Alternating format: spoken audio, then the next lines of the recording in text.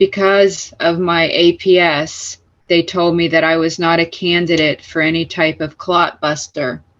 But while I was in the ER, I had full bodily functions. As a matter of fact, they let me get out of bed and walk down the hall to the restroom when I had to go, unattended. But then my blood pressure actually started to drop. So then they did another scan, and then that's when they saw that there was starting to be some brain tissue death. And then that's when I couldn't do the finger touches anymore, and then I started to have problems. I couldn't raise my arm. Mine's on my left side. This is the Recovery After Stroke podcast with Bill Gassiamis, helping you navigate recovery after stroke. Hello and welcome back to the Recovery After Stroke podcast. This is episode 234. And before I get started with the rest of the show, I would like to give a shout out to all the people who reach out and let me know how helpful it has been for them to come across the podcast. Sometimes it's the first place they discover after they themselves or their loved ones experience a stroke. Not only that, this is a shout out to all my guests so far as well, and the ones to come, because without their stories and willingness to share them, this podcast doesn't exist. Just this morning, I woke up to an email from Naomi, who told me about her husband, who is a physician, that experienced a stroke just 11 days ago. And since then, she has found comfort in the interviews, and it has helped her somehow deal with all of the unknowns that have come their way. So thanks again to all my guests and to all my listeners. You are helping me create this beautiful tool, and it has come from such a terrible time in my life, and I'm forever grateful for how things have turned out and for everyone that is helping me to do what I love. So thank you. Now, my guest today is Christy Duncan, who is living with two autoimmune conditions that increase the risk of stroke. They are lupus and antiphospholipid syndrome. Kristy experienced her stroke aged 52 and joins me to help raise awareness in the lupus community and encourage others living with the condition to be more proactive, decreasing the risk factors that may cause lupus to generate blood clots. Christy Duncan, welcome to the podcast. Thank you so much for having me. It's my pleasure. Tell me a little bit about what happened to you. Well, it actually started a long time ago. I have lupus, and that was diagnosed in 1994 with my first life flight. I was in the military, and I started having chest pains at the tender age of 23, and they couldn't figure out what was wrong with me. And it turned out that the sac around my heart was filling with fluid and crushing my heart. So they had to send me by a medevac to a better hospital to do emergency heart surgery. So that was in 1994. So I've had lupus for a long time, and unfortunately kind of lost sight of the stroke risk and the blood clot risk, and so did my doctors, unfortunately.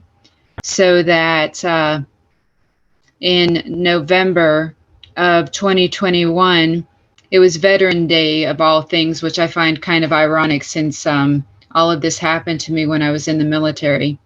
My husband and I decided to go fishing and hiking, and so we were a couple hours from home, this beautiful area. And as a matter of fact, an hour before I had the stroke symptoms start, we were literally standing on top of a waterfall, looking down over the mountain. And thankfully, it didn't happen at that moment. Got back in the car and drove to a little stream, and I was filming my husband catch some fish. Got into the car, sat down. The first thing that hit me, and it still kind of bothers my husband to this day if I get a bad case of hiccups. I guess hiccups can be a symptom sometimes in women, long duration of hiccups. So I had really bad hiccups that wouldn't stop. And then I wasn't I guess I just wasn't acting right. I'm not really sure. He just knew something was wrong.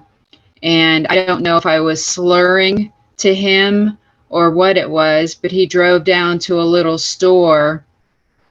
They got a local EMT that looked like he was about 15 years old. And he came and asked some questions, and he called an ambulance. And then the ambulance, they came and asked me some questions and asked me to squeeze their fingers and looked at me. And it was when I was talking to them, then I started hearing that I was slurring and I sounded like I was drunk. And then they called the helicopter that landed in a field on top of this mountainside. And that was my second life flight, and flew me to the hospital where they told me I had had a stroke. Right. And that was a very scary time, still during COVID. Tell me, what is lupus exactly? Lupus is an autoimmune disorder where your body creates antibodies that attack, primarily with lupus, it's collagen, which is pretty much in every organ in your body. And I have the systemic form of it, systemic lupus erythematosus.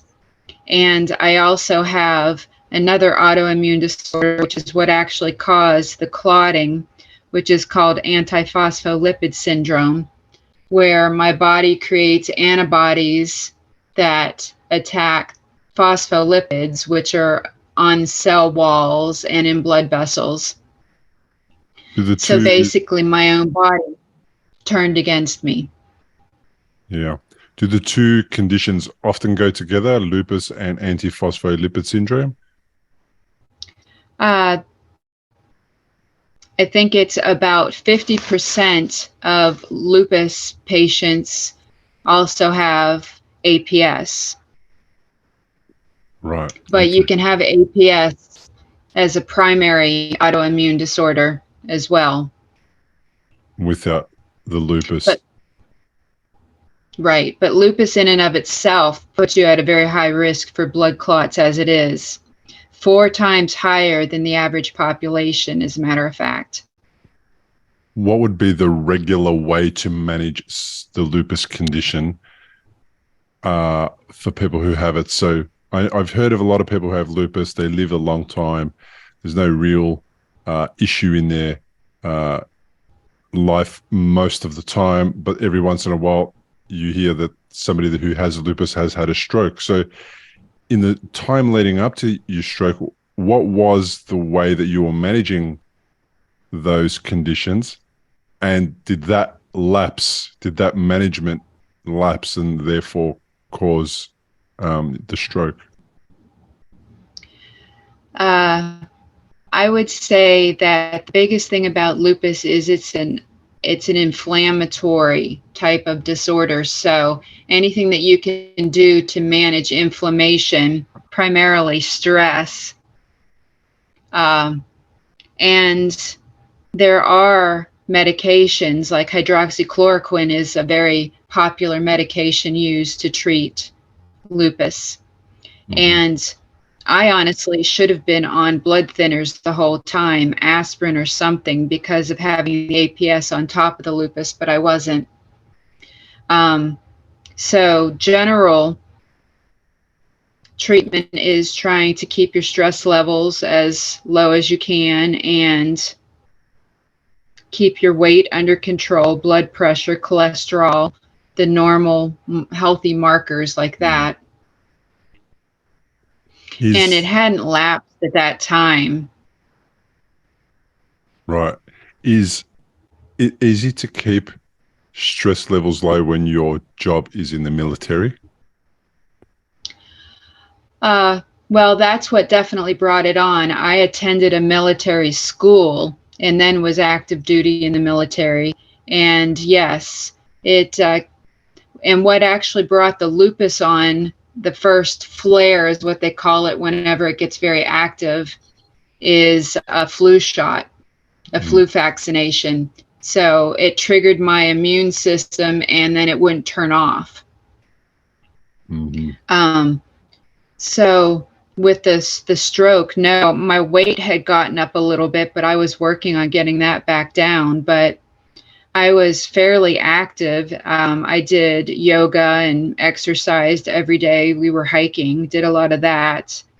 I'm a certified health coach, so I watch what I eat, and I enjoy eating healthy foods and things of that nature. My cholesterol has never really been a problem, and my blood pressure was usually low and not high. Yeah.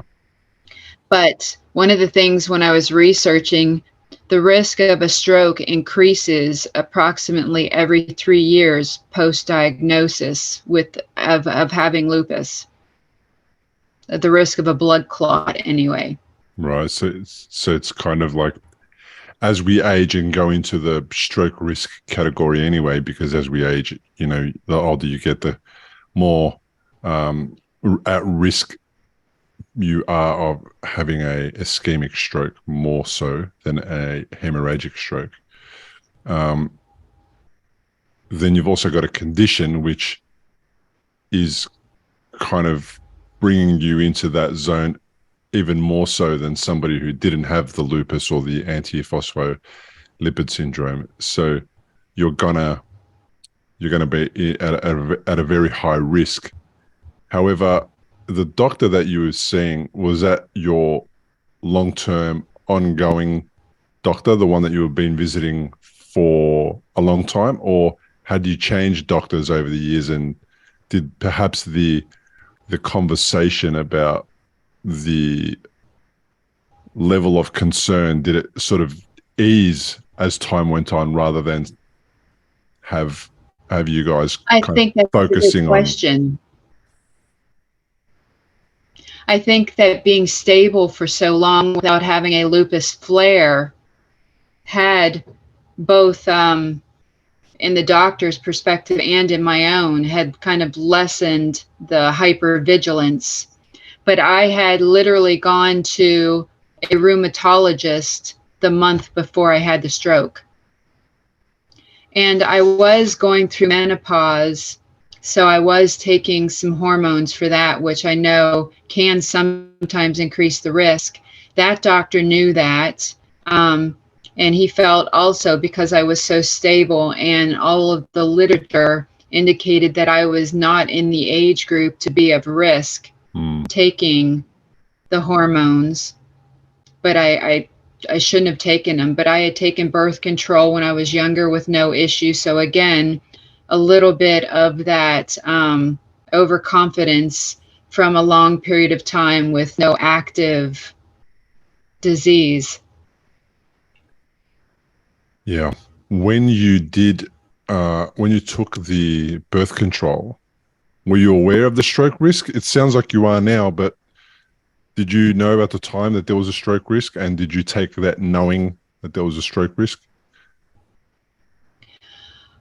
I was seeing my rheumatologist, who I really loved at that time, really enjoyed working with him, and he knew, and he wasn't concerned, but he was monitoring me, I think, better than my more recent rheumatologist. My gynecologist also knew and had treated many women with lupus and felt that he had me on a formulation that was the lowest risk. So it sounds like there was a lot of conversation, sounds like there was a lot of questions, sounds like everything that you needed to do to understand the risk factors was taken into consideration. You made informed decisions. You had a really good run. You didn't have any conditions. And it's similar to, although you had this lupus condition, it's similar to what other people describe. They'll tell you I was really healthy.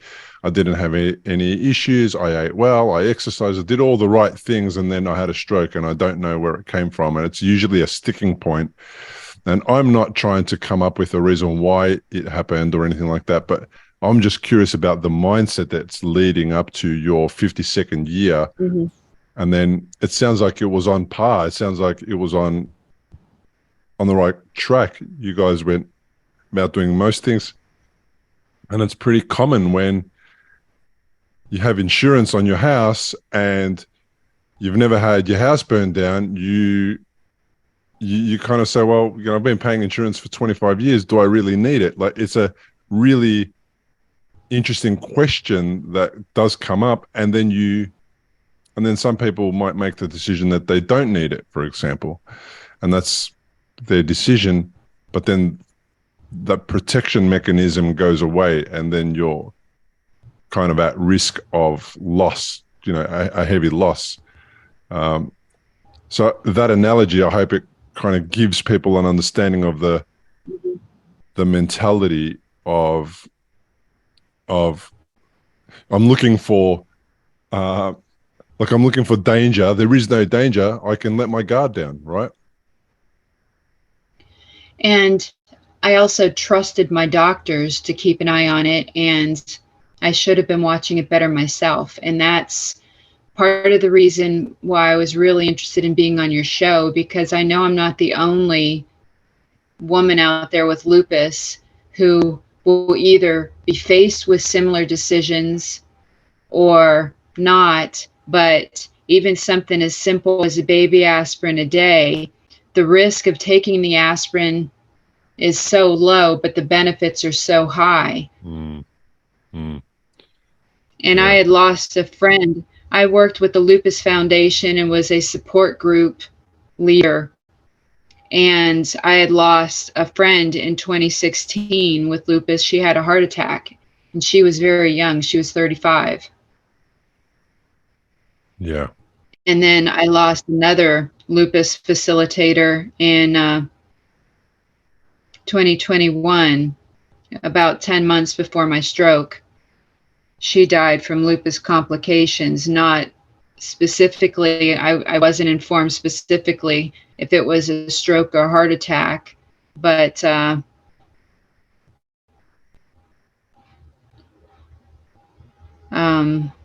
it is, I was definitely at high risk, playing Russian roulette, I guess. Yeah. And it sounds like you're being a little bit hard on yourself, or you have a few regrets. Is that correct? Is that accurate?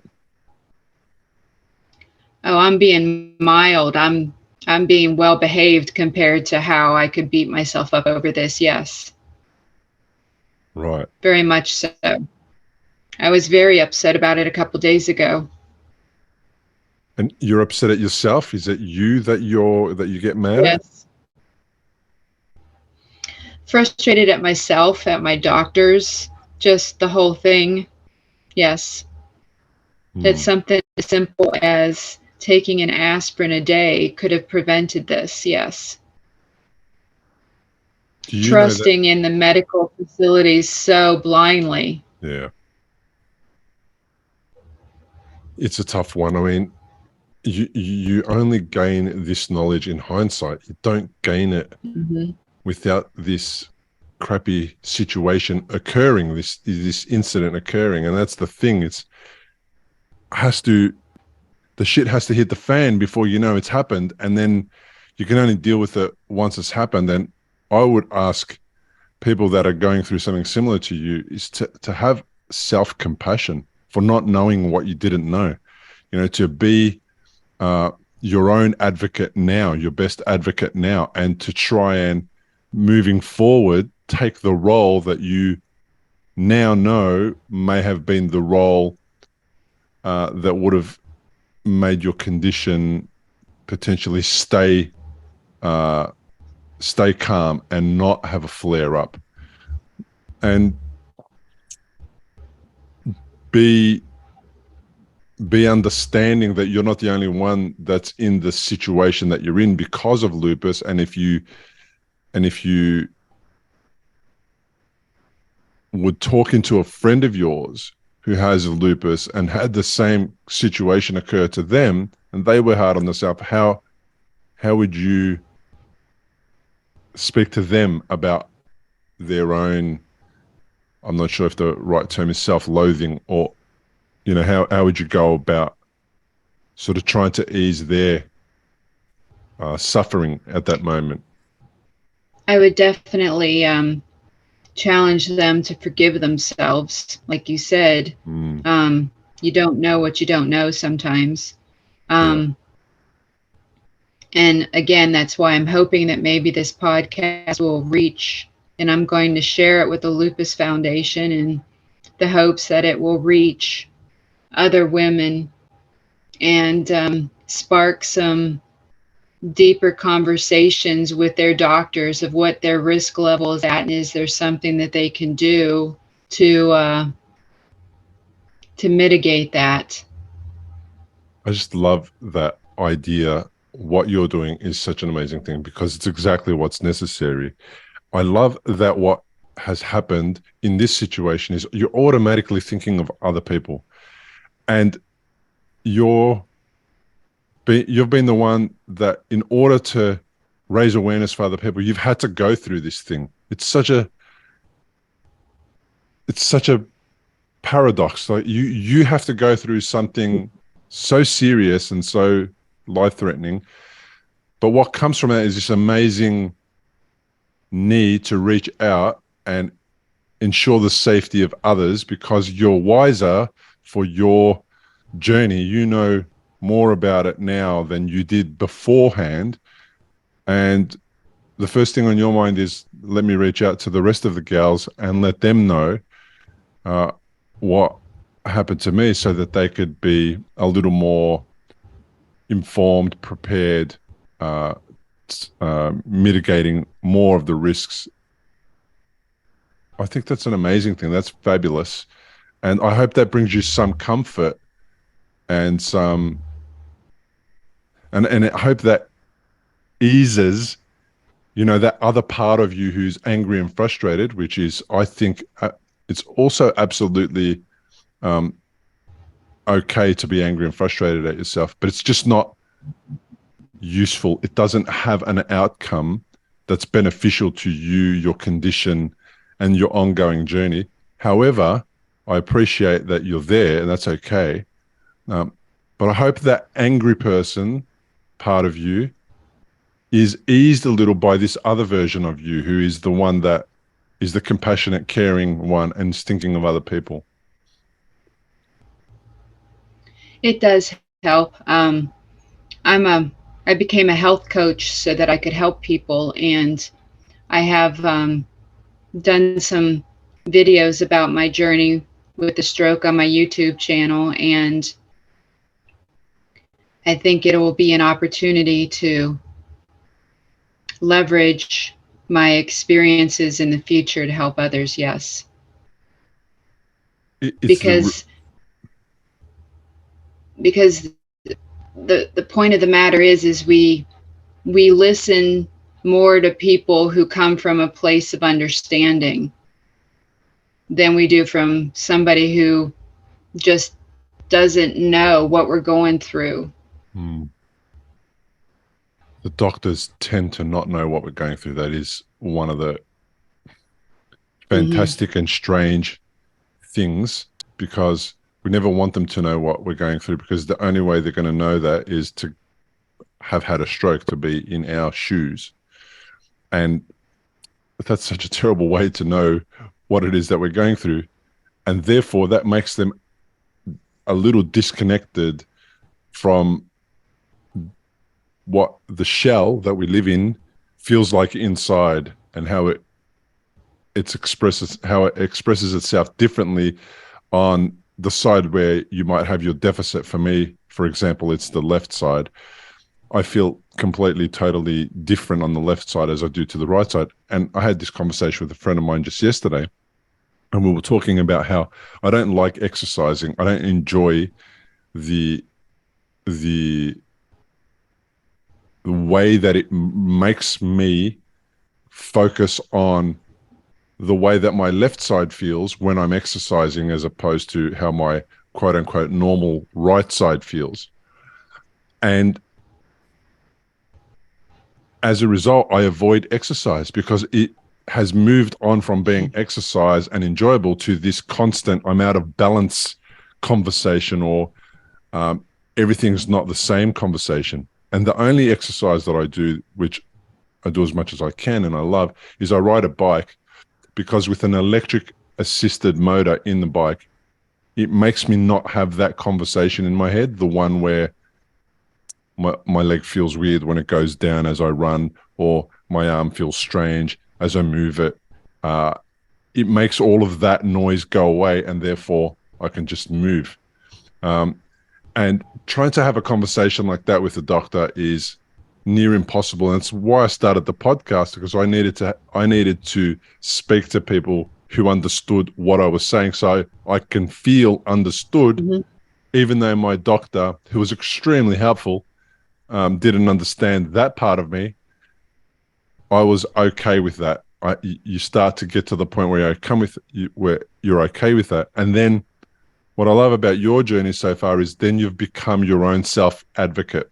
You've taken responsibility for the advocacy part of this situation, and you've taken it away from the doctors who, quite frankly, if they had to be responsible for every single patient that they had, that's a responsibility that's way too big a burden to carry. And I prefer that us, the stroke survivors and the lupus warriors and all the people that are going through that, I prefer them to be their own self-advocate and to be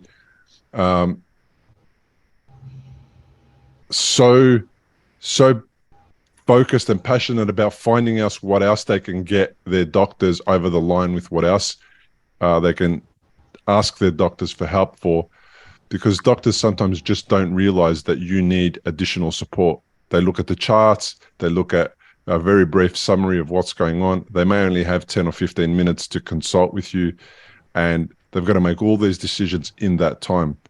And I only ever became my own advocate after my first and second bleed. There was no way that I was, and I use this word because it's lack of a better word, intelligent enough to realize that I needed to take responsibility and be my own advocate before the stroke. Because like you, even though I didn't have lupus, even though I didn't have an autoimmune condition, I had 37 years of, why am I paying insurance for? It's not necessary. Everything's fine. I could smoke. I can drink. I can eat badly, and I'll be fine. I'll go to work, and everything will be fine. And it wasn't. And I wasn't contributing to supporting myself. I was contributing to making myself sicker, more unwell. So I kind of have a similar story to you, even though I don't have the diagnosed underlying cause, because I had an undiagnosed underlying cause sitting in my head like a time bomb, just waiting to go off. And I did everything that I possibly could to make the situation of my head, I made it more likely by every cigarette I took, by every alcoholic beverage that I drank, I made it more likely that that thing was going to burst. So beating up on myself, thankfully, was not something that I wanted to do and that I felt good about. And it wasn't useful, and it didn't achieve anything in helping me in my recovery. In fact, it got in the way of my recovery. So just a little bit of a rant about my journey, and hopefully you're seeing the similarities, even though I wasn't diagnosed with a condition. Thank you. I can appreciate that, because we can all look back at decisions that we've made in our lives and realize some of them were just really bad. Like, I went to a military school that I had no business being at. I didn't belong there. I wasn't strong enough physically or emotionally to be in that type of ultra competitive environment. If you've had a stroke and you're in recovery, you'll know what a scary and confusing time it can be. You're likely to have a lot of questions going through your mind. Like, how long will it take to recover? Will I actually recover? What things should I avoid in case I make matters worse? Doctors will explain things, but obviously you've never had a stroke before. You probably don't know what questions to ask. If this is you, you may be missing out on doing things that could help speed up your recovery. If you're finding yourself in that situation, stop worrying and head to recoveryafterstroke.com, where you can download a guide that will help you. It's called 7 Questions to Ask Your Doctor About Your Stroke. These 7 questions are the ones Bill wished he'd asked when he was recovering from a stroke. They'll not only help you better understand your condition, they'll help you take a more active role in your recovery. Head to the website now, recoveryafterstroke.com, and download the guide. It's free. And that's what started my hyper-stressed environment that eventually led to my lupus, the physical and the emotional stresses. Yeah, because you're right, in the military, you don't have a lot of time to de-stress.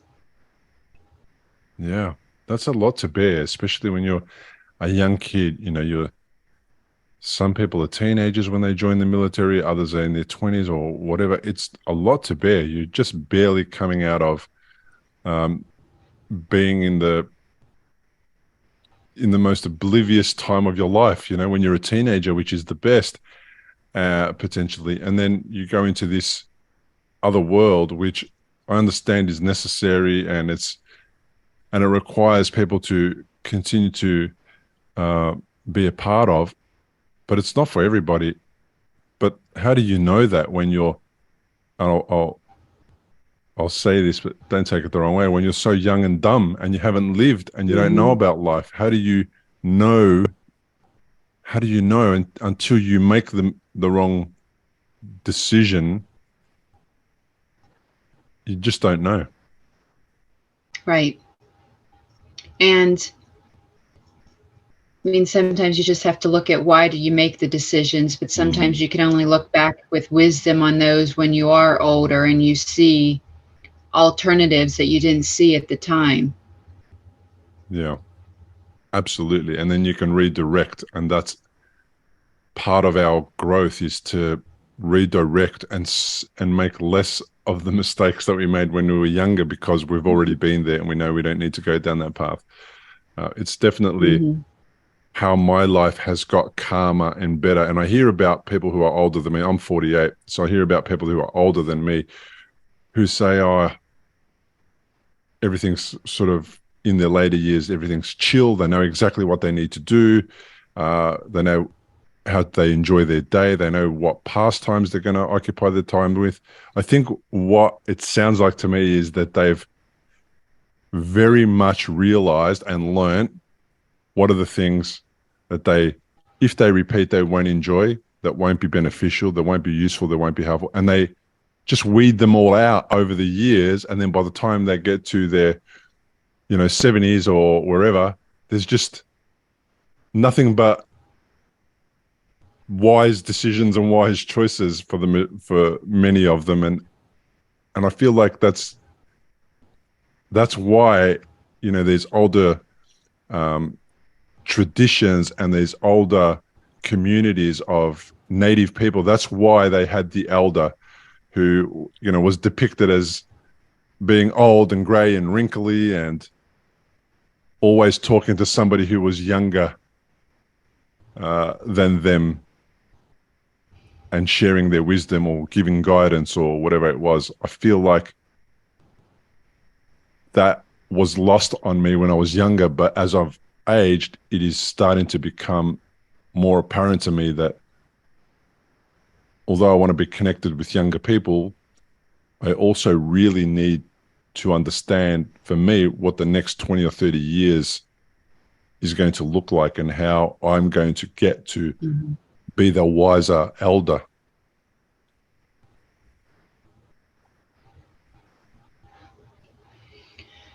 Well, I don't have children, so I'll be honest, I struggle to relate to really much younger than I am.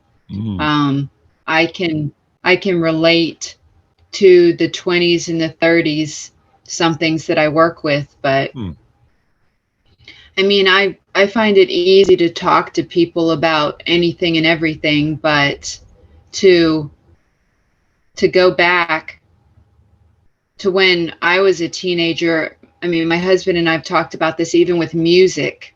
nowadays. I don't understand modern music in any of the draw that it has compared to when we were younger. Yeah. It's like a But different language, isn't it? it is very much so. Well, I'll give away a little bit of my secrets. I was really heavily and deeply into 90s dance music, really deeply in it. And I listen to it now all the time. Some of it is timeless, so my kids have been able to appreciate it. But then I also listen to a lot of metal, like Metallica. Just one example, that's good enough because people kind of know then what my taste is like. And then sometimes I find myself listening to classical music because of its power and its energy, etc. And then most recently, like you, to hear some of that new version of rock, or the new versions of pop, or the new genres that are around, it's like literally like they are a different language. And my kids, one of them, the older one, played in a band, and they played a type of music that they called punk.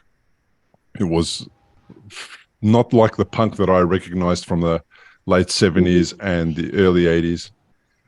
It was kind of next level, and you actually couldn't work out the words, but we were forced to go along and take him to gigs because he was underage and he couldn't get into some of the pubs and some of the clubs that his band was playing in. And it was a real drag being there to listen for an hour to the show before him, and then perhaps even the show after him while we waited to pick him up. And it never kind of took hold. It never embedded itself. On you. Yeah, it never grew on us. It never embedded ourselves. We loved being there because we enjoyed watching him. But yeah, we couldn't relate to that. So we found another way to connect with him, and that was just to be there with him in that moment, even though we had no idea what the benefit and what the draw card was. And that being said, if I shouldn't have judged his music on whether I liked it or not, because there was enough people there to really show that they appreciated the music and that it was a draw card and that they did understand it. So it's like going into a different culture and just going, I'm going to hang out here, like going to France, for example, and saying, I'm just going to hang out here for a little while, and I'll see if I can learn something. I don't know. It's interesting, and that might be the level of my hanging out with younger people. That's kind of the extent of it. It's not more. They don't engage as much with me as perhaps I have, but that's a cool experience. That's about all I need. I just need to be able to know what goes on in that world, so that if somebody asks me, I can pretend that I know about that world and get a laugh. Well, and support your son. So I think that's a good thing. Yeah, I think so. If it comes from that place, then I think it's easy to connect with with the younger community, because if it comes from, I'm supporting you even though I don't understand you, I think they feel supported, and that's enough. That's good enough.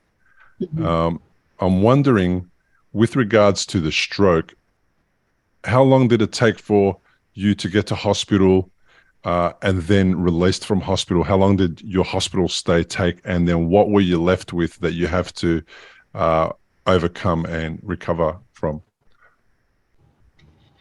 Well, I don't remember how long the helicopter ride was. It was pretty quick, and I know it was pretty because it was beautiful fall leaves flying over all of the trees. That was pretty, but I was obviously worried, but I was also worried about my husband and, him getting from where we were the 2+ hours or so by car to the hospital. And then I was in the hospital, I think, for about a week, and then in rehab for about a month. And the hospital was a little challenging because I was not vaccinated, and that was contentious in the ER. Oh, gosh. Very contentious. You weren't vaccinated for And a perfectly good reason as well. So the vaccine had previously caused you a health issue. Yes. And one that had been around for a lot longer too. I Yes. find that so bizarre that you're in this life-threatening situation, and the biggest concern is whether somebody has been vaccinated at the time. It's just intense. And how did that go down? Yes. What was the conversation like? What eventuated? I see that you're not vaccinated. That's correct. May I ask why? While he's wearing almost, Greg called it the Darth Vader mask, because it was like a full black face shield kind of thing. And I said, well, because I obviously am a blood clot risk. And so then he proceeded to tell me about all of the people with COVID that get blood clots and, you know, try to shame me into it. And thankfully, it didn't work, because I think that would have increased my risk of further strokes. But he really wouldn't back off until my husband got there and kind of, you know, made it clear that she's not getting the vaccine. And so then I was in the hospital for about a week. The thing that was interesting is I also feel like while I was in the intensive care or the ER, because of my APS, they told me that I was not a candidate for any type of clot buster. But while I was in the ER, I had full bodily functions. As a matter of fact, they let me get out of bed and walk down the hall to the restroom when I had to go, unattended. Wow. But then my blood pressure actually started to drop. So then they did another scan, and then that's when they saw that there was starting to be some brain tissue death. And then that's when I couldn't do the finger touches anymore, and then I started to have problems. I couldn't raise my arm. Mine's on my left side. And so then I was in a rehab facility for about a month, and that was all during the holidays, from the day after Thanksgiving, I believe, to the 23rd of December. And my rehab, I have to say, I really appreciate the facility, and they did a lot for me, and they had me walking with an AFO by the time I left. I did not need a walker or anything like that. But I still have complete left arm paralysis. Well, I've got a little bit of shoulder. I can shrug a little bit and pull my arm a little bit. And my knee and my ankle are very stubborn and resistant. And the challenge that happened was actually after I got out of rehab and was doing outpatient therapy. I did so well during outpatient therapy that they released me very quickly, and I've been doing all my rehab on my own from YouTube videos now. Right. So I found some excellent therapists on YouTube, and I'm reading Anat's book. And what's very interesting is one of the therapists was using attenuation, one of her principles. He was using that in his video before I even knew what it was from reading her book. but I can see that using those videos and finding therapists and having a variety of different therapists that I'm working with and exercises is actually not a bad thing. And I think my left side's definitely getting stronger, but my club, as my husband calls my left arm, we deal with a lot of things with humor. I have a very sarcastic sense of humor, so much so that the doctor in the rehab facility asked me if I was always like that or if it came on after the stroke. Okay. I'm like, no, I've always been this sarcastic. So that's helping, but I've been pretty much doing everything of that rehabilitation on my own. Yeah. With regards to your diet now and your understanding of the fact that your conditions are inflammatory and what you need to do is support them and create an anti-inflammatory state in your body, how do you have a different diet? Is there something that you're doing that's changed the way that you consume food and what you might avoid and what you have included? Honestly, no. I lost 30 pounds from my stroke to getting out of rehab. Wow. And I've lost another 2 in the last month. So I haven't really changed what I eat. And I actually, I'll be very frank with you, I don't eat as well as I should. I have a bit of a sweet tooth, so I still eat more sweets than I should. I have an occasional adult beverage, not frequent. I've never been a frequent drinker, and I've never smoked. I think the biggest thing that I miss is I can't do yoga and other types of exercises that I actually enjoyed and that were very stress relieving to me.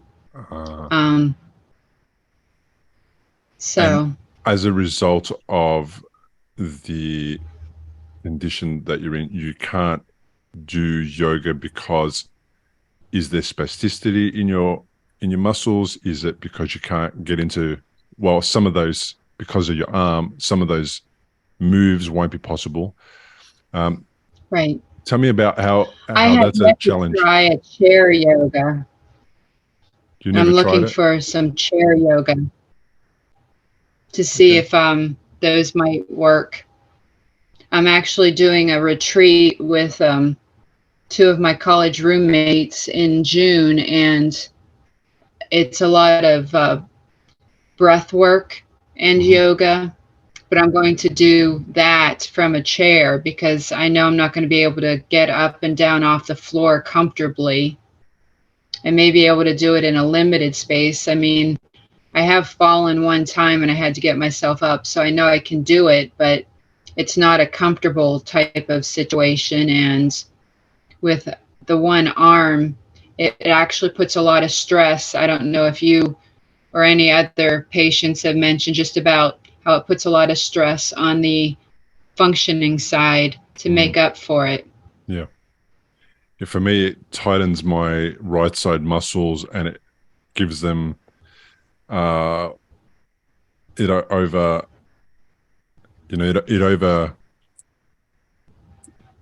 overcompensates. My right hand side has to overcompensate to kind of keep the left hand side up and upright and not from tipping us over. So there's always that happening.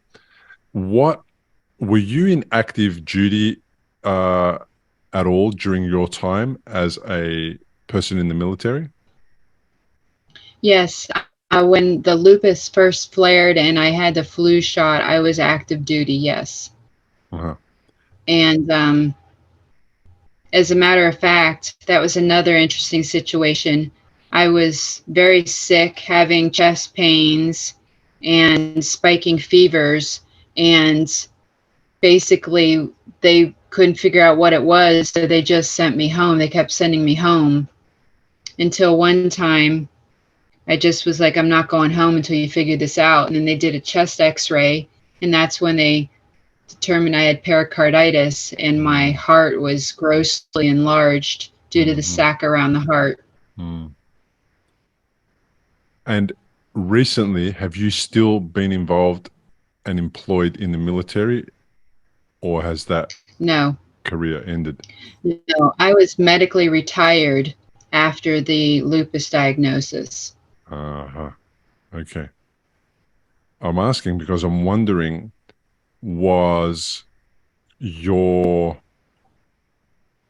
training at all, did that come into play? Did that kick in when you found yourself in a situation where you're 52, you're needing to be medevaced out of the place that you were with your husband? Do you have a mindset, some kind of training that you call on or you recall that you start to go through the motions of, or that you apply to this dangerous situation that you're finding yourself in? Just more of general mindfulness and breathing exercises that I had learned from yoga and other mindfulness type exercises to help with stress management. Yes. To the point where I had to, when I was in the ER and my blood pressure started to go down, I had to stop, not allow myself to get overwrought, but I had to stop the deep breathing as much so that my blood pressure would not keep going down. Right. Because then it wasn't allowing all the capillaries and other areas around the clot to get the blood flow. So, I mean, they were literally tilting my bed at one point, putting my head lower, along with giving me medications to raise my blood pressure. Right. But a lot of the mindfulness type of exercises and things I had done, I had just were self-taught to learn how to just keep stress levels manageable, to keep my lupus calm. Yeah. Well, that's definitely a great thing to do. Keep it as calm as possible in the most difficult times, especially when you don't exactly know what's going on. That's probably the best thing, is just to keep calm and to try and manage your physiological response to this situation that's happening in your head. I think that's a great thing. Your husband, how's he going? How is he managing this whole journey with you? Well, he's outstanding. I mean, he's taken over so many things that I used to do: shopping, animal care, taking the animals to the vet, and then just being a positive humor for me, keeping me going. We have a saying where we because I do have a tendency to get emotional sometimes, and that is a little bit more post-stroke, but I've always been one that would, I mean, I used to tear up watching Little House on the Prairie, so we joke and we call, whenever I start getting teary-eyed, we call that either squishing up or getting mushy. And he told me I was getting nervous about talking with you, and he's like, why are you getting nervous? It's just a chat. And I said, that's exactly what he told me. Just chatting over coffee. And he said, yeah, except you don't want to be drinking coffee or you'll have to keep getting up and go in the bathroom. But he's like, don't you dare cry. And I'm like, I'm not going to cry. He's too hard on you. He's too hard on you. Being mushy and that, I think, does come with the territory. Have you heard of the Pseudobulbar Affect? No.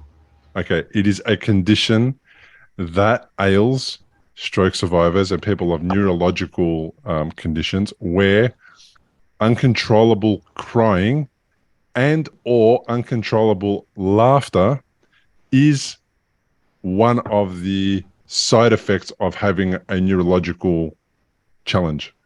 I went through that, and uncontrollable crying would happen at the drop of a hat. And let me tell you, if the kitty cat walking down the road tripped over the grass, it would be enough to get me crying like a madman just for no reason, in the middle of everywhere. I've spoken on stage, and while in the middle of speaking on stage, find myself bursting into tears. But do you know what happens? I thought it was going to be a negative thing, but then I've got the audience wrapped around my little finger, and I've just sucked them all into feeling sorry for me, into becoming really emotional. You know, they get out of their head and they connect with their body.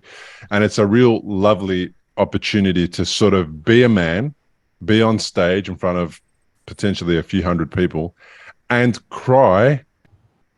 And then instead of that being a negative, it actually works in my favor. And now I own the room and everybody's paying attention. Everybody's listening. But it is I'm an ugly crier though, so it's just it's not a good thing for me. Okay, so that complicates things a little bit if you're an ugly crier, but I totally get where you're going. And the pseudobulbar affect is something that when people hear that is a thing, they do feel a little better about it, because I know that some men, and I speak from men because I'm a man, that some men do have an issue with showing emotion and expressing crying, and it becomes really challenging for them to find themselves in a situation where they're being so vulnerable. But it's not, it's actually a positive thing. I feel like it's a release of something that needs to come out that is getting in the way of recovery. So when it happens now, for me, it's like, wow, you know, that's okay. And I would now probably cry over Little House on the Prairie, where I didn't, when I was a younger kid watching it. I might cry now. I mean, there's so many touching moments in that show. Mm-hmm. Well, I'll have to let them know that it is quite normal. We are still very more geared towards humor and being funny to help cope with a lot of things. So having animals helps with that. So we're always finding something to laugh at them about. Yeah, and I like the fact that you have humor, and if you can find humor in your situation, I certainly did find humor in my situation. One of the most humorous moments, which was terrifying and humorous at the same time, was when I was going into hospital to have my last appointment before brain surgery. So you go in, they check you out, they make sure all your vitals are where they need to be and all that stuff. And then they book you in for surgery. It was literally going to be 3 or 4 days later. And I was in the hospital for probably maybe a couple of hours. And on the way home, I started to get numbness on my left side. It came on really dramatically, more dramatically than it had ever before. My vision went, and I had a strange sensation on my face that was more dramatic than before. And I was told, and I went back to the ER, and I saw one of the nurses. Then I said to them, listen, I've just been upstairs, I'm getting ready for brain surgery, this kind of stuff, and I'm having a situation, and not explaining it to them properly enough, and them not necessarily being certain about my history. They just told me to sit down and wait in the emergency room waiting area. So I did. And next to me was sitting a child who was probably autistic, and he had been to the bathroom, and he was sort of sitting on the chair right next to me, and we were sharing the elbow rest. And his mum asked him, did you go to the toilet? And he said, yeah. And then she asked him, did you wash your hands? And he didn't respond, and that was enough of a response for the mum to know that he didn't. And perhaps his hands weren't dirty in any way, but she made a scene and made a point of it to him. And I was holding the same armchair that he was holding. So immediately, when I'm going through the most terrible situation of being really concerned about potentially another bleed happening right there and now. All that went away, and the only thing I was worried about was, did he come out of the toilet with clean hands, and do I need to get up and go and wash my hands? In the most terrible circumstances, the only thing that I was concerned about was whether or not I touched something I didn't want to have touched. I found humor in that moment. Later, after it happened, we were talking about it humorously. And that just goes to show that you can find something humorous in a situation, even though it's potentially life-threatening, and risky, and who knows what. Mm-hmm. The animals are another thing that I absolutely love to hear people share about, because they bring so much comfort and joy to people. How many animals do you have? What type of animals do you have? Too many. Uh-huh. We have too many cats. Uh-huh. We could probably apply for a animal rescue because they just show up at our house and we don't turn them away. Uh-huh. So, but yes, we have too many. And while I was in rehab, my husband would send me pictures of them doing various things to help cheer me up and saying, you know, hurry home, Mom, and, you know, little captions like that. Mm. My funny stories, I think some of them are to make fun at myself, and some are just, yes, they do help with the situation. One of them I laugh about now, but I later found out that if I had actually hit the nurse, it would have been a felony. But I don't know if you've ever had them do the pain response to try to get you. Well, they were doing neurological checks on me like every 2 hours. And this one nurse came in and she had the very hard artificial acrylic nails, and she kept pinching the back of my left arm. Mm-hmm. And I finally had to tell her, I said, you need to stop doing that because my right arm works and I'm going to slap you if you do that to me again. And she, you know, explained why. And I said, I appreciate why you're doing it, but I am telling you it hurts and you need to stop.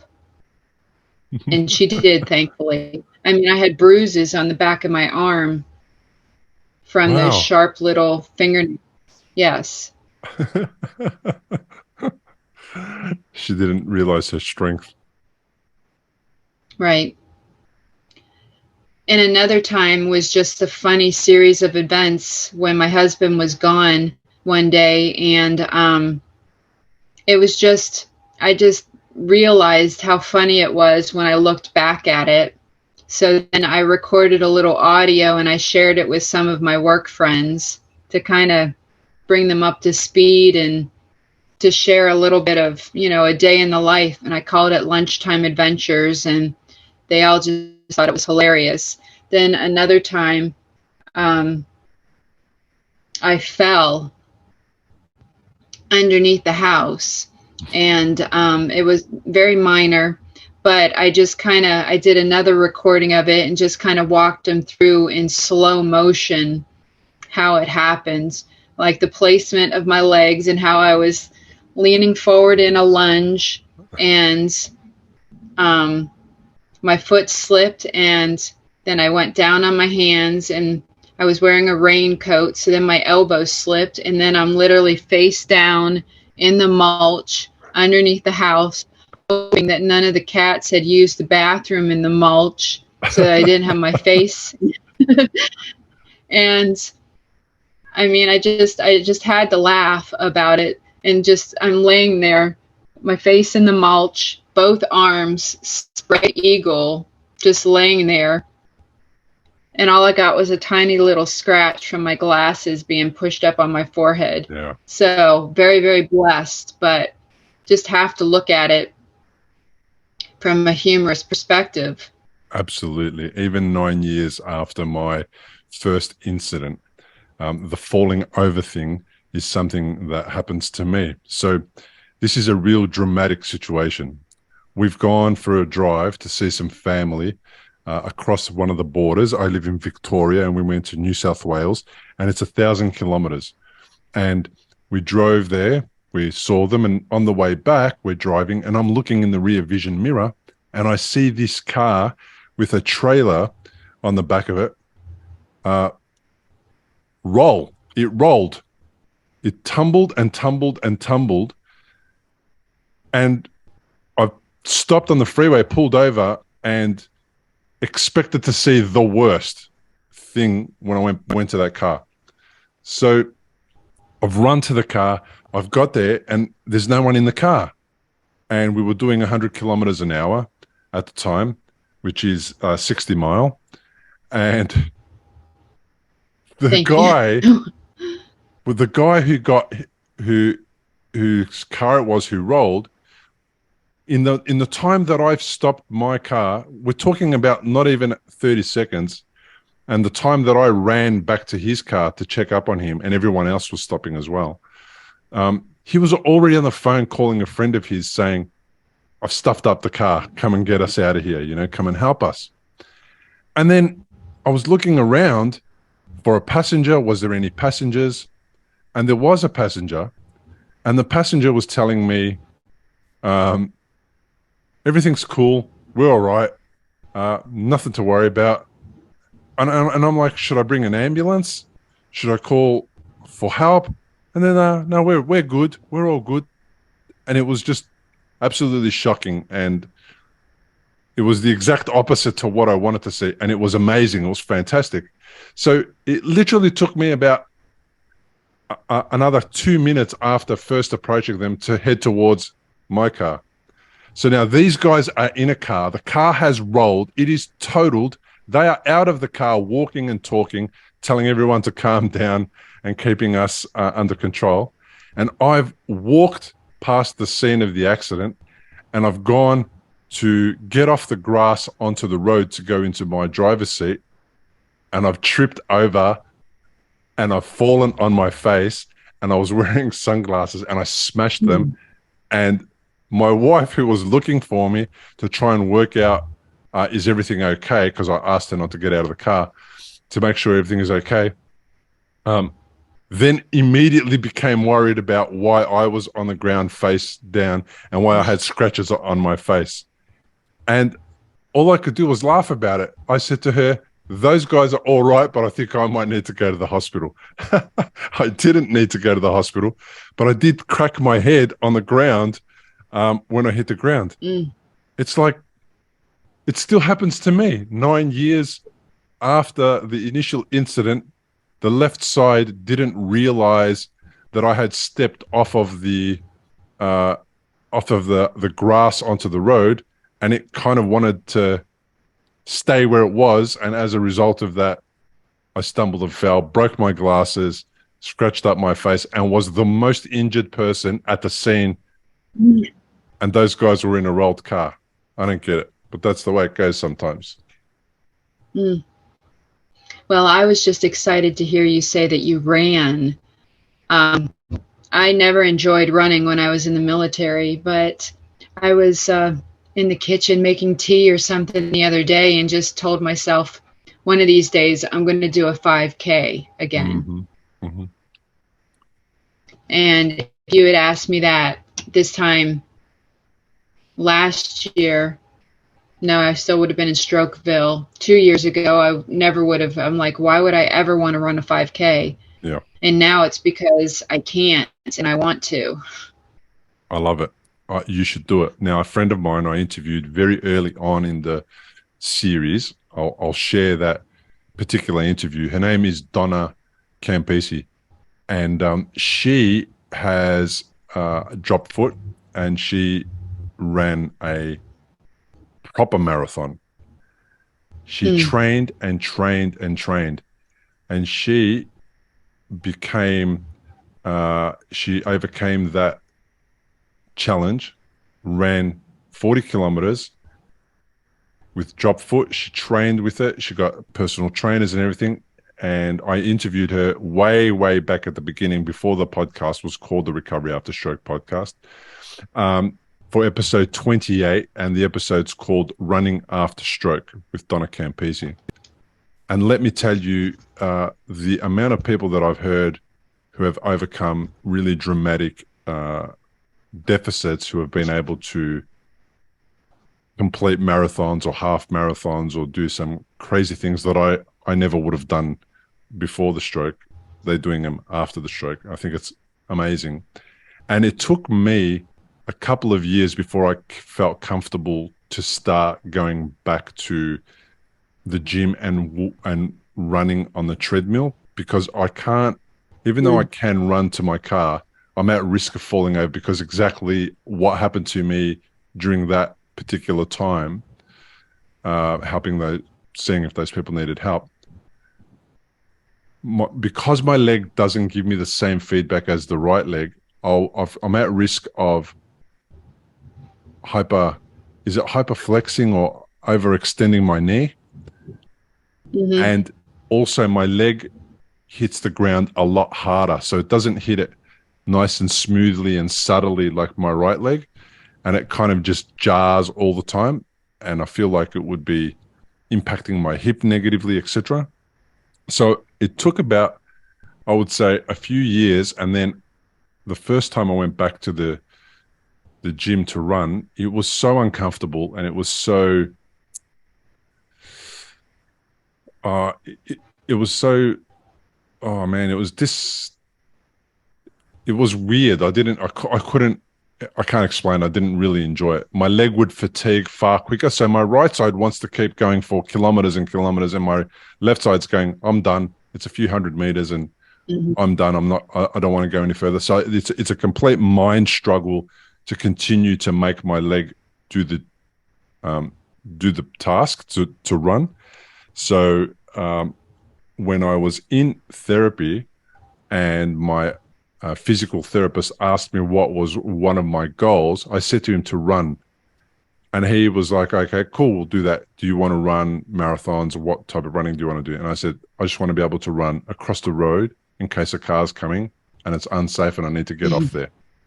That's it. If I can do that, I'll be wrapped. So that's what we trained for. That's what I did and overcame. And now I can almost run across the road, so to speak, without having to think about the sensation differences. If it's a short road and a short distance, it's too short for me to go into the overthinking pattern. But if somebody says to me, let's go for a run around the block or down to the park, it'll be a no from me. I'll ride my bike, you can run, and we'll do that. We'll do it like that. Yes, I enjoy hiking much more than I ever did running, and I don't. I think that was more of I can't do it now, and I want to do it, so that kind of thing. But I'll be glad when I can just wear normal shoes again. I have to wear a large hard plastic AFO because my ankle rolls on my left side. Mm-hmm. So I started out with just a drop foot AFO, and that wasn't enough. So I wear a size 8 on my right foot, and I have a size 10 on my left to fit the AFO in there. So just the size difference in the two shoes would make it a little bit odd as well, because of the amount of space that the shoe takes up compared to the amount of space that the right shoe takes up. Potentially. Yeah. I mean, I can walk fine around the house, except at night. I don't use a cane or anything. When I go out, I use actually a hiking walking stick, because I found that neutral position is gentler on my right hand and wrist, because all my fingers have like trigger finger now, and the tendons are tight, and it hurts my wrist and it all the way up into the shoulder. So I find that when I go out in public that the stick is much easier on my arm. Yeah, the right the right tools are really important in this situation, and you can make things worse by using the wrong tools. I'm still a little bit amazed and shocked in the fact that AFOs are still such a the technology still seems really old and backwards. Rudimentary almost for the hard plastic with just a little bit of a Yeah. hinge. Yes. This day and age, I find it a bit strange that the technology hasn't moved, and there isn't some Silicon Valley whiz bang techo guy going, we need to change this part of physical rehabilitation and make it better and more efficient and thinner and stronger and more flexible or something. I don't know. I think it's a bit weird that we're still in that situation with AFOs, but at least there is something that does help. I know it does help a lot of people. I've also come across a few stroke survivors who have had AFOs and thought that the AFO was getting in the way of the recovery of the leg, and then they've decided that somehow they were going to remove the AFO and then go about rehabilitation without it. Some, I imagine, with more success than others, but that's another interesting mindset shift and change that they had, which was perhaps this thing which is technically supposed to be helping me is actually decreasing the recovery of the foot drop and not making it and training the foot not to recover, perhaps. So just different things to consider. That is interesting. Yeah. I make myself walk a few steps without it every day, and even just to stand up on the side of the bed without it to get the feedback through the bottom of the foot. Yes. And sometimes if I'm really feeling daring, I'll make it all the way into the bathroom without it, because I can hold on to things very carefully. Because my ankle, it rolls very badly. So, and I've just found a video about how to stop the ankle rolling because of the tightness in the calf and the spasticity. So I'm going to start working on that too. Fantastic. Well, Kristy, I really appreciate you reaching out to be on the podcast. I love why you did it, why you're doing it. I love that you're thinking of other people and that you'd like to raise some awareness in the lupus community. And I wish you well in your ongoing recovery. And I want to offer you some hope and tell you that it's early days in your recovery. And I think there's a lot more recovery to go. And I feel like with your attitude of a little bit of laughter, a little bit of self-deprecating humor, and all the sarcasm and all the stuff that you need to do, I think it's going to be really helpful as you go forward and continue to improve and get better. Thanks so much for being on the podcast. Thank you very much. I've enjoyed it, and I enjoy all your other podcasts. Thank you very much. Well, thank you for joining us on today's episode. To learn more about my guests, including links to their social media and other pages, and to download a full transcript of the entire interview, please go to recoveryafterstroke.com/episodes. If you would like to support this podcast, the best way to do it is leave a 5-star review and a few words about what the show means to you on iTunes and Spotify. If you're watching on YouTube, comment below the video, like the episode, and hit the notifications bell to get notifications of future episodes, and subscribe to the show.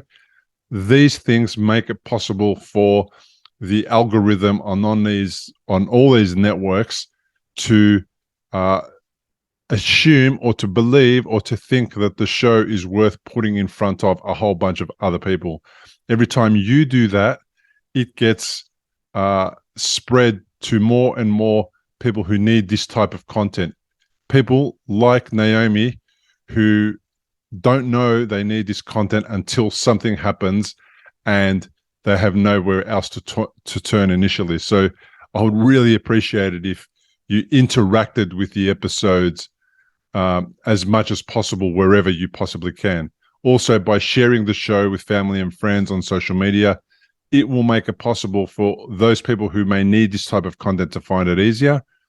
And that might make a massive difference to someone that's on the road to recovery after their own experience with stroke. It may also make a difference to their loved ones who are supporting them and trying to get them better. If you are a stroke survivor with a story to share about your experience, come and join me on the show. Interviews are not scripted. You do not have to plan for them. All you need to do to qualify is to be a stroke survivor or care for someone who is a stroke survivor, or you are one of the fabulous people that help other stroke survivors. Go to recoveryafterstroke.com/contact, fill out the contact form, and as soon as I receive it, I will respond with more details on how you can choose a time that works for you and me to meet over Zoom. Thanks again for being here. I truly appreciate it. Thanks for listening, and see you on the next episode. Importantly, we present many podcasts designed to give you an insight and understanding into the experiences of other individuals. Opinions and treatment protocols discussed during any podcast are the individual's own experience, and we do not necessarily share the same opinion, nor do we recommend any treatment protocol discussed. All content on this website and any linked blog, podcast, or video material controlled this website or content is created and produced for informational purposes only and is largely based on the personal experience of Bill Gassiamis. The content is intended to complement your medical treatment and support healing. It is not intended to be a substitute for professional medical advice and should not be relied on as health advice. The information is general and may not be suitable for your personal injuries, circumstances, or health objectives. Do not use our content as a standalone resource to diagnose, treat, cure, or prevent any disease for therapeutic purposes or as a substitute for the advice of a health professional. Never delay seeking advice or disregard the advice of a medical professional, your doctor, or your rehabilitation program based on our content. If you have any questions or concerns about your health or medical condition, please seek guidance from a doctor or other medical professional. If you are experiencing a health emergency or think you might be, call 000 if in Australia, or your local emergency number immediately for emergency assistance, or go to the nearest hospital emergency department. Medical information changes constantly. While we aim to provide current, quality information in our content, we do not provide any guarantees and assume no legal liability or responsibility for the accuracy, currency, or completeness of the content. If you choose to rely on any information within our content, you do so solely at your own risk. We are careful with links we provide. However, third-party links from our website are followed at your own risk, and we are not responsible for any information you find there.